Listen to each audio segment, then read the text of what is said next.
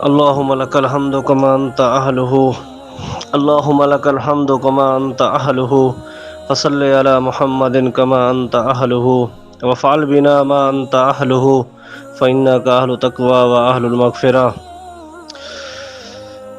تو میرے دوستوں، بزرگوں، بھائیوں، جیسا کہ آپ سب کو معلوم ہے، رمضان المبارک شروع ہو چکا ہے، برکتوں والا مہینہ، رحمتوں والا مہینہ۔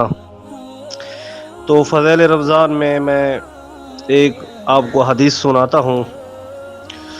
حضرت سلمان رضی اللہ تعالی عنہ کہتے ہیں کہ نبی کریم صلی اللہ علیہ وسلم نے شعبان کے آخر میں ہم لوگوں کو واعظ فرمایا کہ تمہارے اوپر ایک مہینہ آ رہا ہے جو بہت بڑا مہینہ ہے، بہت مبارک مہینہ ہے۔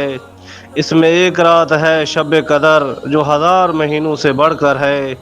اللہ تعالیٰ نے اس کے روزہ کو فرض فرمایا اور اس کے رات کو یعنی قیام یعنی تراویح کو ثواب کی چیز بنایا ہے۔ جو شخص اس مہینہ میں کسی نیکی کے ساتھ اللہ کا قرب حاصل کرے، ایسا ہے جیسا کہ غیر رمضان میں فرض کو ادا کیا، اور جو شخص اس مہینہ میں کسی فرض کو ادا کرے وہ ایسا ہے جیسا کہ غیر رمضان میں 70 فرض ادا کرے۔ یہ مہینہ صبر کا مہینہ ہے اور صبر کا بدلہ جنت ہے، اور یہ مہینہ لوگوں کے ساتھ غم خواری کرنے کا ہے۔ اس مہینہ میں مومن کا رزق بڑھا دیا جاتا ہے۔ جو شخص کسی روزہ دار کا روزہ افطار کرائے اس کے لیے گناہوں کے معاف ہونے اور آگ سے خلاصی کا سبب ہوگا، اور روزہ دار کے ثواب کی مانند اس کو ثواب ہوگا، مگر اس روزہ دار کے ثواب سے کچھ کم نہیں کیا جائے گا۔ صحابہ نے عرض کیا، یا رسول اللہ صلی اللہ علیہ وسلم، ہم میں سے ہر شخص اتنی وسعت نہیں رکھتا کہ روزہ دار کو افطار کرائے۔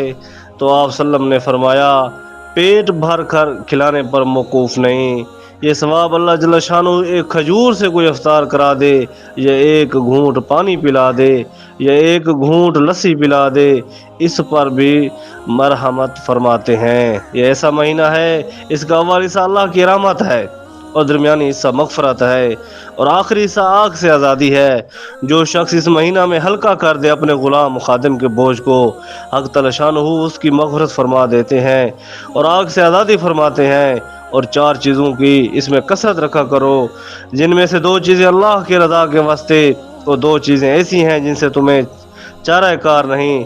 پہلی 2 چیزیں جن سے تم نے اپنے رب کو راضی کرنا ہے وہ کلمہ طیبہ اور استغفار کی کثرت ہے، اور دوسری 2 چیزیں جن کی طلب کرو اور آگ سے پناہ مانگو، اور دوسری 2 چیزیں ہیں جو جنت کی طلب کرو اور آگ سے پناہ مانگو۔